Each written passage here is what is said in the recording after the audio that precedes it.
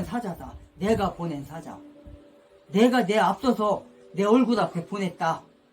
내가 오기 전에, 그러니까 예수님보다 6개월 먼저 태어난, 예수님보다 6개월 먼저 태어난 그 사가리아의 아들이잖아요. 그 제사장, 그때의 그 사가리아가 그 성전에 가서 집례를 할 때, 그때 가브리엘 천사가 나타나잖아요. 나타나가지고 네가 아들을 낳을 것이다. 그게 바로 요한이다. 그러니까 처음에 못 믿잖아요. 못 믿으니까 그걸 내가 어떻게 믿습니까? 지금 내 마누라도 늙었고 나도 늙었는데, 그러니까 네가 못 믿냐? 그러면 그 증거를 보여주마.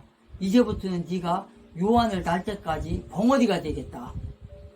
그리고 벙어리로 살았어요. 1년 동안. 요한이 태어나고 이름 질 때, 요한이라는 이름을 질 때, 그때 서판을 달래갖고 요한이라고 딱 쓴 거예요. 그때 혀가 풀려갖고 말을 한 거예요. 그게 예수님의 이종 사촌인 거예요. 그러니까 이모의 아들. 그렇게 예수님보다 6개월을 먼저 태어난 거예요. 그래서 예수님보다 먼저 사역을 시작한 거예요. 누구를 위해서? 예수님을 위해서. 예수님 앞에 보내진 사자인 거예요. 그것을 지금 말하고 있는 거예요. 지금 그것을. 그래서 바람에 흔들리는 갈대를 보러 나갔더냐, 부드러운 옷을 입은 사람을 보러 나갔더냐, 그러면서 8절에서 부드러운 입은 사람은 어디 있다고요? 왕궁에 있다. 그러나 바람에 날리는 것을 보러 갔더냐, 그러면서 그게 바로 요한이다. 약대 털옷을 입고 광야에서 석청을 먹으며 메뚜기를 잡아먹고 사는 그런 게 바로 나의 앞에 보내진 그 대언자가 바로 요한이다. 여자가 낳은 자 중에서 요한보다 큰 자가 없다. 지금 그 말 하는 거예요. 그러니까 우리는, 저와 여러분은 갈대와 같이 흔들리는 그런 믿음이 아니라 뭐예요? 굳건한 믿음. 나무가 그냥 딱 서 있는, 처음에 조그마한 그 줄기에서 나와가지고 커져갖고 나중에는 우리 장단지만은, 우리 몸만은 그런 나무가 돼갖고 딱 서 있으면 어떤 바람이 불어도 그냥 끄떡 안고 있잖아요. 그런 믿음이 있어야 된다는 거예요. 믿음이. 그래서 우리들은 사회생활할 때 신앙생활을 정말 결코 바람에 흔들리는 그런 믿음이 아니라 굳건한 기둥과 같은 그런 믿음으로서 우리는 살아나가야 된다는 거예요. 요한같이 저렇게 갈대처럼 의심했다가 해야 되나? 저는 이제 그거를 두 가지로 보는데, 의심했다가 볼 수도 있고, 혹은 확인하는 거예요. 재확인. 이럴 수도 있는 거예요, 이거는. 응? 내가 침례를 줬던 분이, 내가 여태까지 선포했던 분이, 그분이 맞나? 확실한가? 재확인. 일 수도 있는 거예요. 그런데, 재확인이라기보다는 약간 의심을 하지 않았는가 싶어요. 왜 그러냐면은 1년 동안 지금 감옥 생활을 했잖아요. 근데 아무도 희망도 없는 거예요. 지금 죽을 날만 기다리고 있는 거. 그런까지 이런 소리를 한 거잖아요. 지금 여기서 보니까 내가 내 사자를 내 얼굴 앞에 보내노니 그가 내 앞에서 내 길을 예비하리라. 기록된 바 말씀이 가리키는 자가 그니라. 말씀이 가리키는 자가 그니라. 뭐예요? 요한. 진실로 너희에게 이르노니 여자에게서 태어난 자들 가운데 침례자 요한보다 더 큰 자가 일어나지 아니하였도다. 그럼에도 불구하고 하늘의 왕국에서 가장 작은 자가 그보다 더 크니라. 침례자 요한의 시대부터 지금까지 하늘의 왕국은 폭력을 당하며 폭력배들이 강제로 그것을 빼앗느니라. 13절에 모든 대언자들과 율법은 요한까지 대언하였으니 만일 너희가 무엇을 받아들이려 한다면 와야 할 엘리야가 곧 이 사람이라. 들을 귀 있는 자는 들을지어다. 14절까지. 무슨 말인가요 지금 이게? 여자가 낳은 자 중에 침례 요한보다 일어남이 없다. 큰 사람이 없다. 그러나 어떻게 해요? 왕국에서는 지극히 작은 자라도 뭐래요? 요한보다 크대. 여기서 예수님께서 그러니까 요한보다 큰 사람이 일어남이 없다. 지금까지. 언제까지? 예수님이 사역하던 그때까지. 그러니까 마태가 이 성경을 기록한 그때까지 어떻게 했다는 거예요? 그 시대까지, 그 시기까지 요한은 어떠한 사람보다 여자가 낳은 자 중에 요한을 따라갈 사람이 없는 거예요, 지금. 요한은 태어날 때부터 예수님을 증거하기 위해서 태어난 거잖아요. 그러니까 예수님이 뭐라고 그래요? 10절에서 내가 내 사자를 네 얼굴 앞에 보내노라. 이 요한이라는 사람은 뭡니까? 주되심을 예비하는 그 사자의 모습, 앞길을 닦는 하나님의 나를 예비하는 선지자 엘리야의 모습으로 어떻게 했다는 거예요? 예비돼서 앞에, 예수님 앞에 먼저 보내심을 받은 선구자라는 것을 말하고 있는 거예요, 지금 바로 이게. 그래서 주 예수를 영접하도록 먼저 와서 예수님보다 앞에 와서 전하는 거죠. 요단강에서 침례를 줄 때 그 요한이 말했죠. 나의 뒤에 오는 사람이 있는데 나보다 크도다, 그렇게 얘기를 했어요. 나보다 능력이 많도다. 그러면서 나는 물루자 너희들에게 침례를 주지만 그분은 성령과 불루자가 너희들에게 침례를 베풀 것이라고 그렇게 예언을 했잖아요. 말을 했잖아요. 바로 그 예수님을 증거하려고 하나님께서 미리 예수님 앞에 보낸 거라는 거예요. 그렇게 택함을 받은 게 바로 요한이다. 그러면서 11절에서 하나님의 집에서, 하나님의 왕국에서는 가장 작은 자라도 요한보다 크다고 지금 말했잖아요. 이게 무슨 말이냐? 이게, 자, 요한은 어느 때 사람이죠? 구약 사람? 자, 구약 사람인데, 구약 사람과 신약 사람을 뭘로 나누죠? 신약 사람은? 구약의 선지자로서 마지막인 침례 요한. 침례 요한이 교회를 받나요? 교회가 뭐죠? 우리가 즉 교회인데 성령이 언제 임했죠? 마가의 다락방에? 요한이 죽기 전인가요? 죽고 후인가요?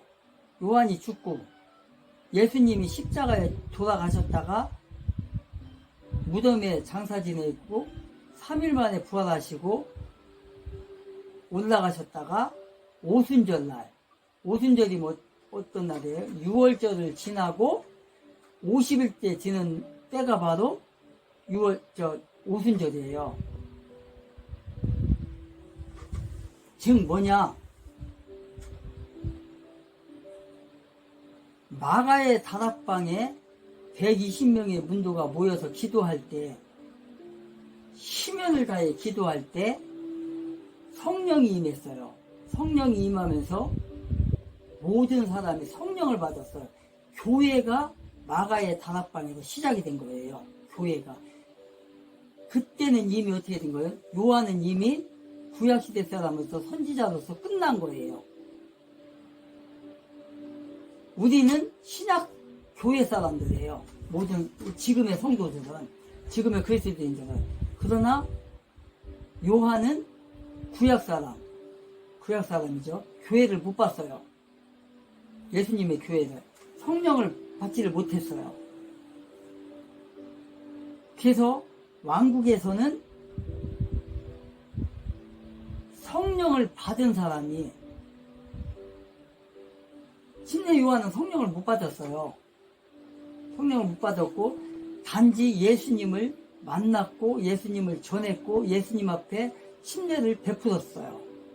그래서 구약시대 사람으로서, 구약시대의 마지막 선지자로서 여자가 낳은 자 중에 요한을 따라갈 사람이 없어요. 아무리 위대한 모세일지라도. 그러나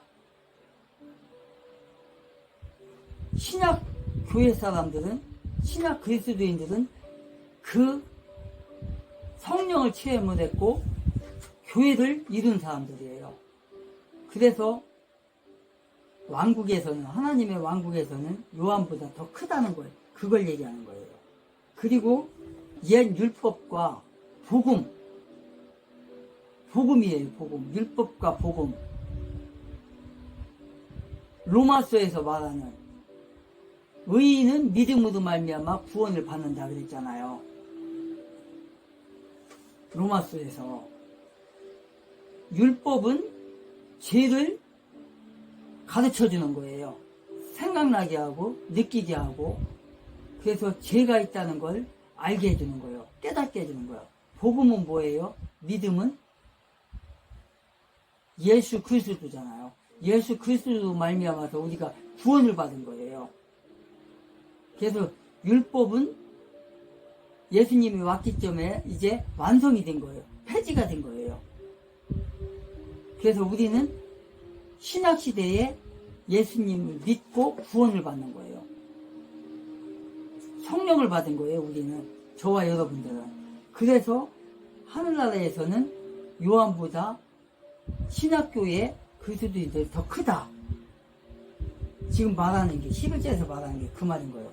그러니까 뭡니까? 요한은 메시아 예수 그리스도를 앞에 와서 복음을 전한 거예요. 길을 닦은 거예요. 아까 말했던 것처럼 그런 사람인 거예요. 최후의 예언자로서의 요한인 거예요. 그래서 예수 그리스도와 그의 왕국을 선포했던 사람이 바로 그 사람인 거예요. 그래서 그 요한은 구약의 인물이라는 거예요. 구약 시대의 마지막 선지자. 그래서 그런 거예요. 그리고 우리는 성령이 함께하는 우리의 몸 자체가, 우리의 육체 안에 성전을 삼고 계신 분이 성령이에요. 예수님이에요. 하나님이에요. 그래서 우리가 더 큰 거예요. 그렇게 얘기하면 되는 겁니다. 그리고 12절에 뭐라고 했어요? 12절에서 침례자 요한의 때로부터 지금까지 하늘의 왕국은 폭력을 당하나니 폭력배들이 강제로 그것을 빼앗노라, 이렇게 돼 있어요. 이 말이 무슨 말이죠?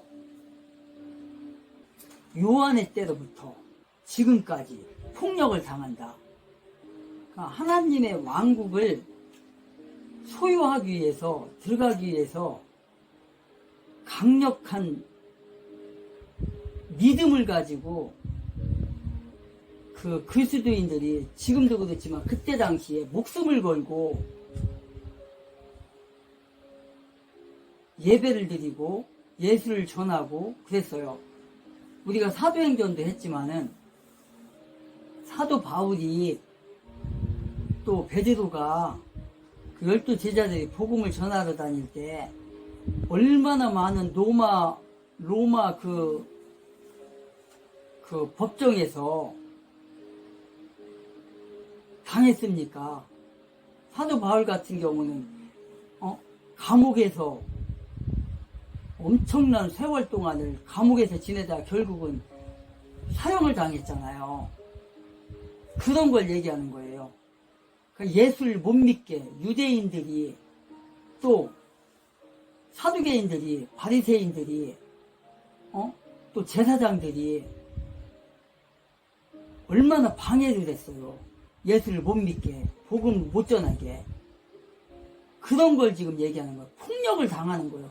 그러니까 그 천국을 못 들어가게 하기 위해서 가로막고 있는 거예요. 지금 이게 이 사람들이. 그러니까 그걸 뺏는 거예요. 지금 이게 그런 걸 얘기하는 거예요. 지금 그 천국을 못 들어가기 위해서 그 예수님이 그랬잖아요. 바리새인들을 향해서 율법자들을 향해서 너희들이 천국문을 막고 너희들도 안 들어가고 들어가려고 하는 사람들도 못 들어가게 지금 막고 있다. 이렇게 말을 했어요. 그래서 보통 유대인들과 헤롯과 열심당원들에 의해서 유대주의자들에 의해서 그 종교 지도자들에 의해서 심한 압박을 당했잖아요. 감옥에도 가고 얼마나 고통을 받았습니까? 지금 그런 얘기를 하는 거예요. 그래서 폭력을 당하고 감옥에 갇히고 그걸 지금 얘기를 하는 거예요. 지금 이렇게 천국을 폭력을 휘두르는 강탈자들에 의해서 빼앗기는 거죠. 그러니까 빼앗기는 거. 못 들어가게 막으니까 예수를 못 믿게 하니까 예수를 못 받아들이게 하고 오죽하면 열심당원 저기들이 우리가 사도행전에서 했던 것처럼 뭐라고 그래요? 선동가 나가잖아요. 선동가 이단자 예수를 가르쳐서 그렇게 사람들이 했단 말이에요. 그래서 이거를 헬라어를 수동태로 번역하다 하게 되면 뭐가 되냐면 강탈을 해서 막 빼앗는 거예요. 폭력을 행하고 지금 이런 걸 얘기하는 거고 중간태로 본다면 강력한 믿음으로서 어떠한 핍박이 있을지라도 그 천국을 가기 위해서 정말 죽음을 무릅쓰고서라도 정말 열심을 다해 열정을 다해서 천국을 향해서 뛰어가는 거예요. 목숨을 버리는 한이 있어도 정말 그 하나님의 왕국에 들어가기 위해서 정말 그 투쟁하면서 열심을 다해서 들어가는 그게 바로 천국이다. 그게 중간태로 얘기할 때는 그런 거예요. 수동태는 강력한 폭력과 강압이 있고 강도가 막 강탈하는 것처럼 아까 처음에 설명했던 것처럼 헤롯 당들이 유대인들이 바리새인들이 막 그런 폭력을 막 행하고 이런 수동태로 한다면 그런 거고요. 이런 이 헬라어에서 뭐가 있냐면 헬라어의 언어 중에서 무슨 말이 있냐면 비아제타이라는 말이 있어요. 비아제타이. 그게 이제 폭력이라는 말인데 그거를 이제 중간태로 해석을 하느냐 수동태로 해석을 하느냐 이 비아제타이를 갖다가 헬라어 비아제타이를 갖다가 헬라어를 해석을 할 때 수동태도 있고 중간태도 있어. 이게 중간태 처음에 제가 설명했던 뭐 헤롯 땅이라든가 뭐 이런 바리새인들이 막 폭력을 행한다는 그거는 이제 수동태고 중간태로 해석을 할 수가 있네요. 수동태는 이제 뭐냐면 마지막에 제가 말을 했던 강력한 열심을 가지고 어디서 폭력을 행하든 간에 어디서 막든 간에 바리새인들이 천국문을 막고 자기들도 안 들어가고 남도 못 들어가게 하는 그런 그런 상황 속에서도 강력한 믿음으로써 열심을 다해서 그 하나님의 왕국을 쟁취한다는 그런 게 바로 중간태인 거예요. 이제 학자들 중에서도 이게 이제 나눠지기는 해요. 근데 저 같은 경우는 이제 수동태로 해석을 하고 있어요. 해석을. 수동태로. 그래서 그 강력한 폭력을 당하면서까지, 해독 당원도 그랬잖아요. 그 로마의 누구야? 그 황제, 그 악한 네로 황제, 또 막 많은 사람들 있었잖아요. 재판관들. 그 왕들, 사도 바울이 막 재판을 막 계속 했었잖아요. 그런 것처럼, 그렇게 폭력을 당하는, 폭행을 당하는 그런 그 고통을 당하면서까지 또 포기할 수 없는 게 하나님의 왕국이다. 그래서 저는 수동태로 보고 있는 거예요. 그렇다고 해서 중간태가 나쁘자. 중간태도 볼 수도 있겠죠. 저는 그렇다는 거예요. 저의 신학이 그렇다는 거예요.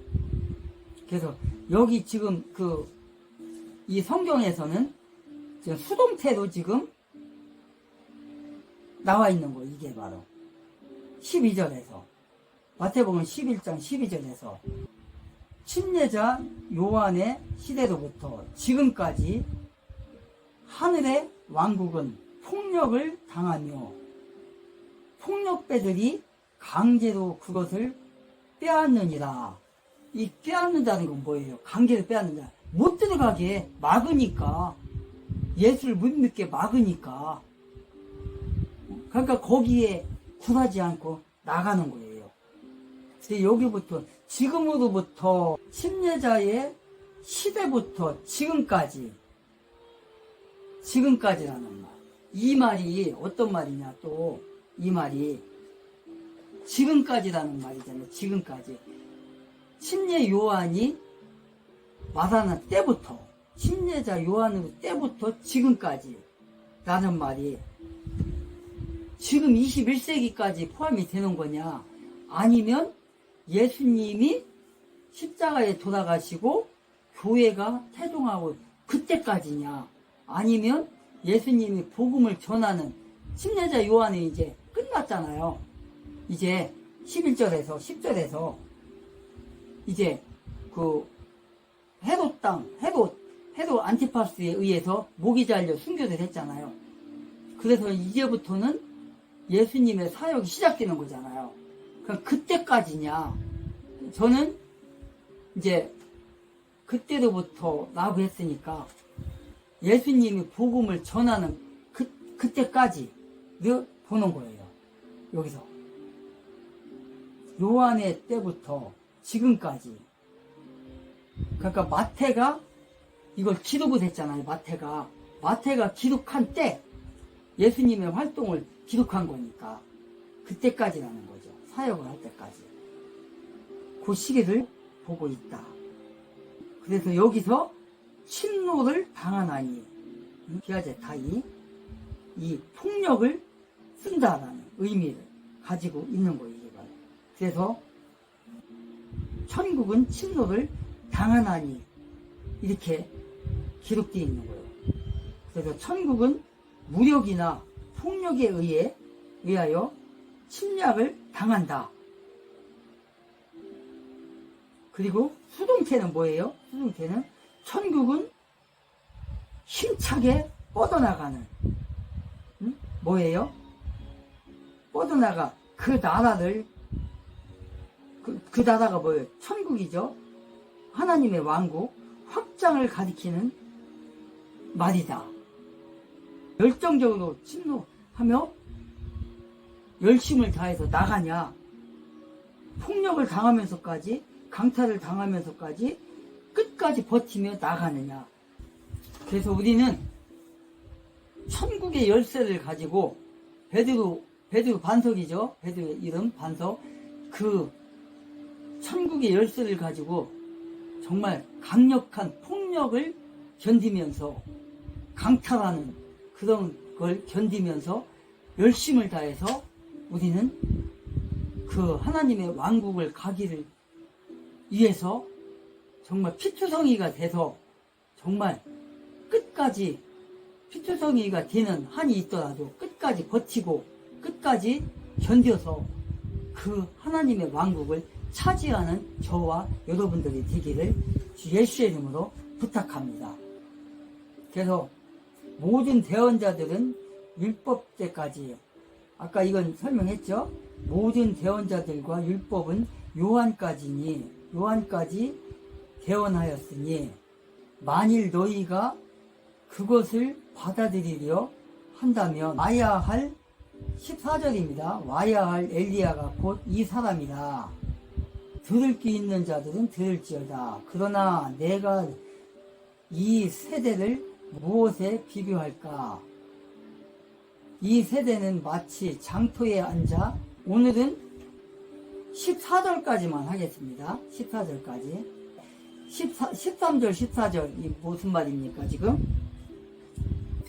14절에서 모든 선지자와 율법에 예언한 것이 뭐라겠어요? 요한까지라고 말했어요. 요한까지라고. 그러면 침례자 요한까지라면 구약의 마지막을 얘기하는 거예요. 구약의 마지막 뭐라고요? 대언자. 그러면서 뭐라겠어요? 14절에서 이 사람이 바로 엘리야라고 했어요. 곧 엘리야라. 곧 엘리야. 이 사람이다. 즉 요한이라는 사람은, 침례자 요한이라는 사람은 예수의 길을 예비하기 위해서 예수님 앞에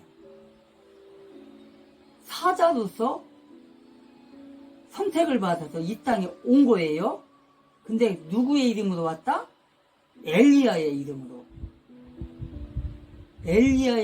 엘리야 선지자의 이름으로 온 게 요한이라는 거예요. 엘리야의 이름으로.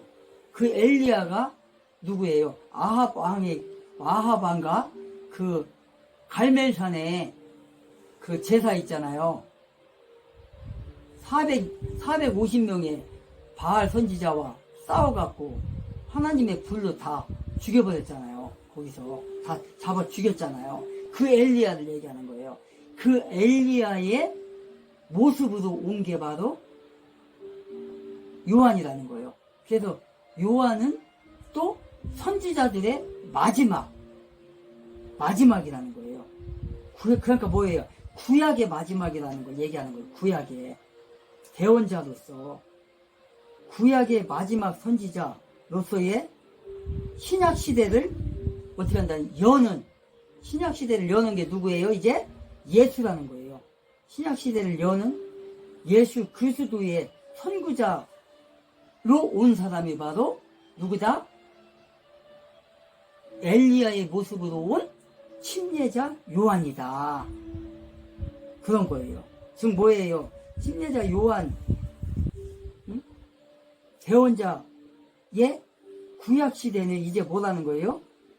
율법, 예언, 이스라엘 민족에 대한, 이제는 율법과 예언은 어떻게 됐다는 거예요? 끝났다는 거예요. 이제는 예수님의 복음이 이제부터는 신약으로 들어가는 거예요. 신약시대. 즉 여러분, 저와 여러분 믿음, 신약으로 이제 완성이 되는 거예요. 대언자 시대, 구약 시대, 율법 시대가 이제 마무리된 거예요. 누가 마지막이니까? 침례자 요한이 마지막이니까 이제부터는 신약으로 들어가는 거예요. 이제부터는 성령께서 역사하시고, 왜? 예수님께서 그랬잖아요. 내가 아버지 집에 가면 보혜사 성령을 너희에게 보내주리라 그랬잖아요. 그리고 그들이 내가 말했던 것들, 내가 행했던 것들 다 이제 기억나게 하고 알게 할 거다, 선포할 거다. 이렇게 말씀하셨잖아요. 그래서 그 성령이 저와 여러분의 육체 가운데 임하여서 이제부터는 그 성령이 우리를 가르치는 거예요. 이제 우리가 가야 할 길, 해야 할 길, 기도해야 할 걸 모든 걸 이제 가르치는 거예요. 직접 우리의 몸을 성전 삼고 계시니까 그런 시대가 이제 왔다는 것을 얘기하는 거예요. 지금 어디에서 14절에서 예수께서 무리들에게 만일 너희가 오리라 하는 그 사람이 바로 엘리야인데 그 사람을 통해서 내가 이제부터는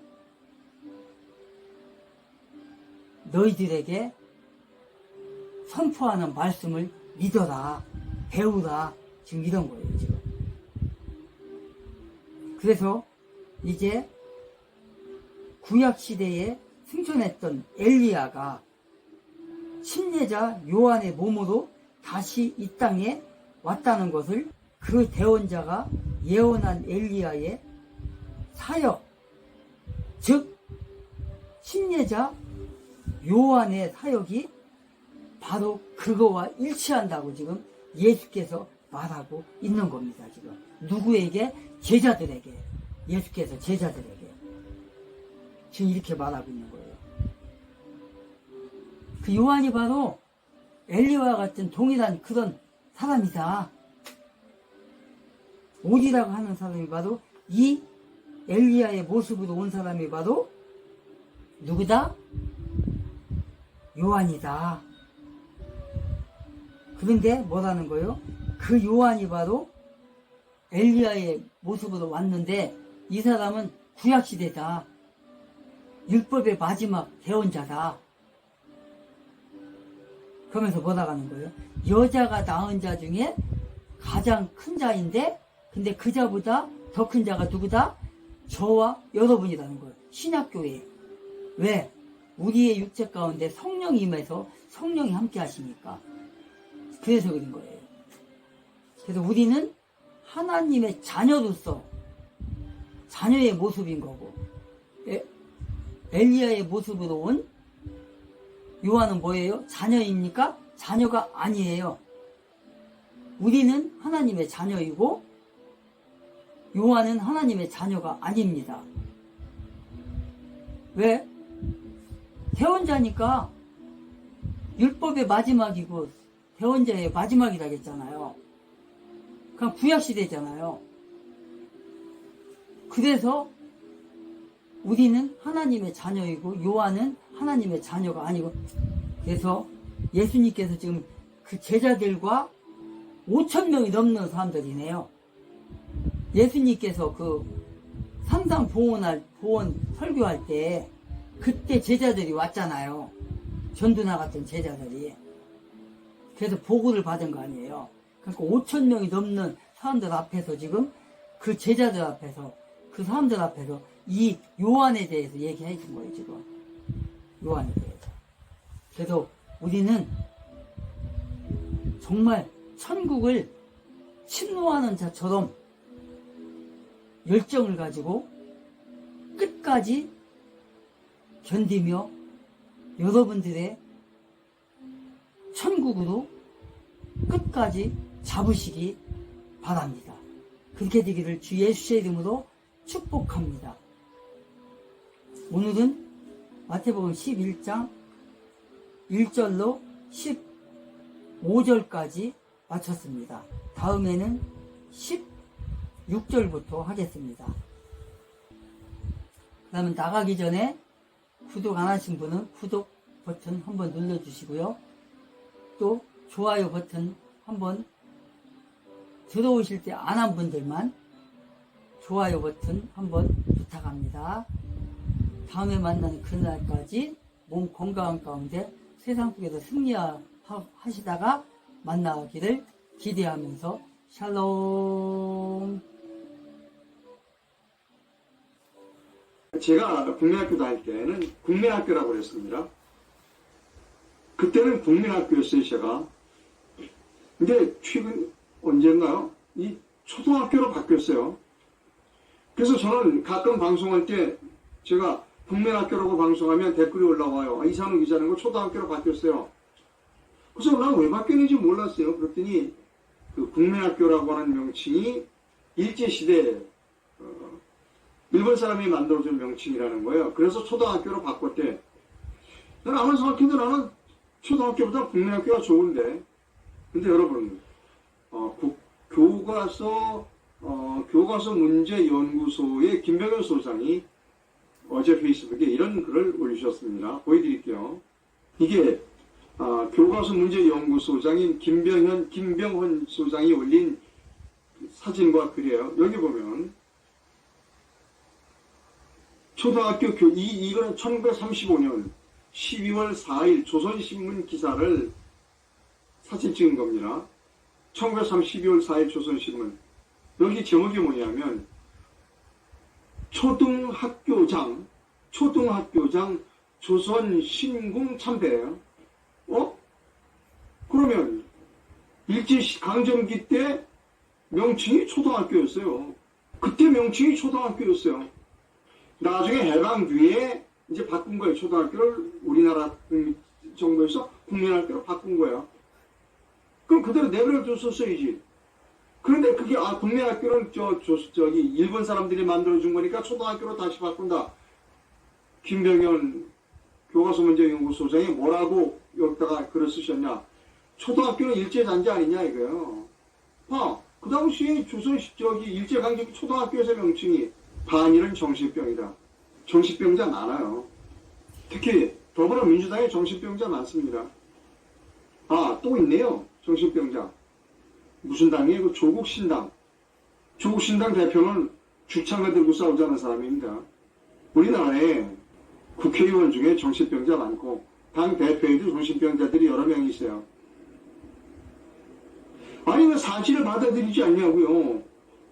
일제시대 때 명칭이 초등학교였어요. 초등학교 하나요. 1930년 12월 4일 조선신문 보라니까요. 초등학교장 조선신궁 참배. 그때 초등학교였어. 그리고 해방 뒤에 국민학교로 바뀐 거야. 근데 왜 다시 초등학교로 들어가요? 일제시대 국민학교라고 그랬기 때문에 초등학교로 바꿨대. 정신병자들입니다. 나는 정신병자들이 정치를 많이 해요.